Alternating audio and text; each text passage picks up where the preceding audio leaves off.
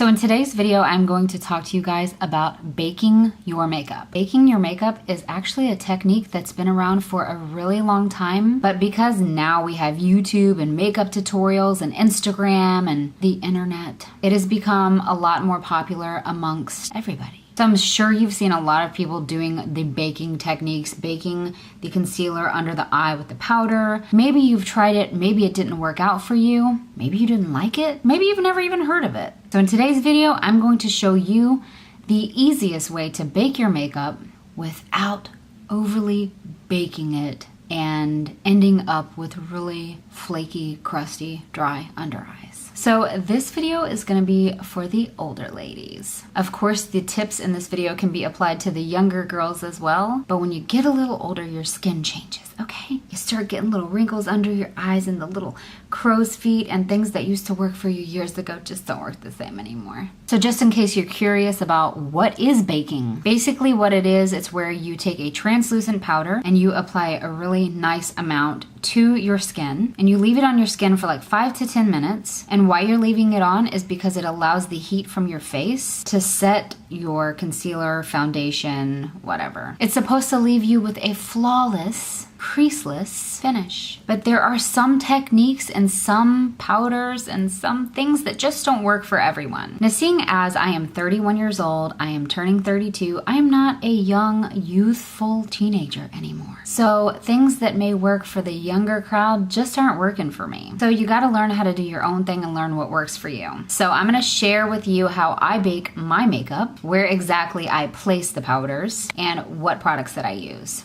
So please keep in mind that you don't have to use all of the exact products that I'm using. You don't have to buy them just because I'm suggesting them or talking about them. But these are just products that work for me, so that's why I'm sharing them. So the first tip I want to give is to moisturize your under eye area. The first product I like to go in with is this almond oil from Simply Earth. I'm actually down to my last drop.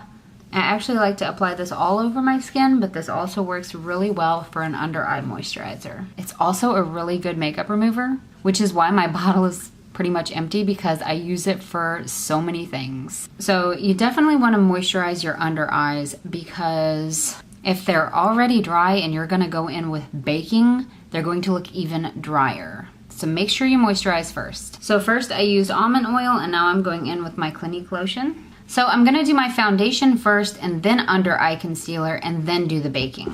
So I'm gonna take this Wet n Wild Photo Focus foundation, and I'm gonna apply it all over my face, but I'm not going to put any of this underneath my under eye area. It's not good to double up on products under your eyes, because then it will make it look even cakier. So now I'm gonna go in with my concealer, and I'm using the Tarte Shape Tape. I'm going to put it all underneath my under eye area and even drag it down a little bit and just put it a few other places. With the same damp sponge that I did my foundation with, I'm just going to blend this under my eyes. So with baking, you're going to want to go in with the product right away. You don't really want your concealer to dry completely. Now, most of the time when you see baking, people are going back in with the damp sponge that they did everything else with, and they're dipping it in their powder and they're baking. I don't understand that. I've tried it myself, and for me, it makes it look even drier and crustier, and it just looks yucky on me. So I'm going to go in with this Coty Airspun Loose Face Powder, and this is in translucent, and it also says extra coverage. So I'm going to take the little plastic thing off here so that I can dip my sponge in good. I'm using a dry sponge. You can buy these from Walmart in a big pack. These are Whispers brand, and what you're gonna do with this right here, you're going to dip it in your powder. Make sure you get a really good amount on there, and then you're just going to pat it under your eye. We're not trying to blend it. We're just patting it and applying it to the area that you want to do the baking. Decent amount, and you're going to leave it there. Don't swipe it away, don't wipe it away, don't blend it in. Do not touch this wet sponge again. Leave it there for like a good 5 minutes. Do your eyebrows or whatever else you're gonna do, and let the powder just mold into your skin. So I know I look a little crazy right now, but in the meantime, I added some contour on my nose and here, and then I added some more of the powder here and here, and I'm still just letting this powder set on my face. The time has come, my children, to wipe away the baking powder and also blend this contour because it is crazy right now. I'm just gonna take whatever leftover powder is on the brush and blend it everywhere. All right, swipe away. Swipe away, swipe away. Swiper, no, swipey.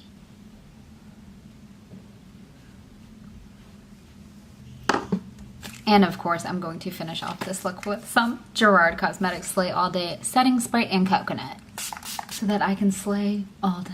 So I hope y'all enjoyed this video. I hope I taught y'all a thing or two. Let me know if you found this video useful in any way. And please take a second to subscribe to my channel. It only literally takes a second. Just click that subscribe button. And I'll see you next time. Bye.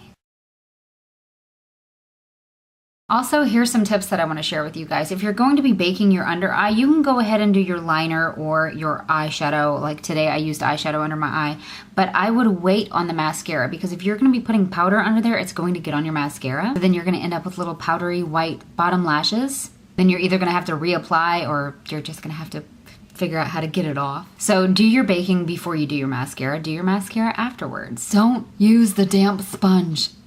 Don't forget to moisturize your under eyes. This is a fantastic moisturizer for your skin. This is almond oil from Simply Earth. The powder I like to use can be purchased at Walmart. This concealer is Tarte Shape Tape and I use the shade Light Sand. And if you're looking for a really good setting spray, I highly suggest the Gerard Cosmetics Slay All Day Setting Spray. It is literally the best setting spray I've ever used. You can apply it before you do your makeup and then you can apply it afterwards.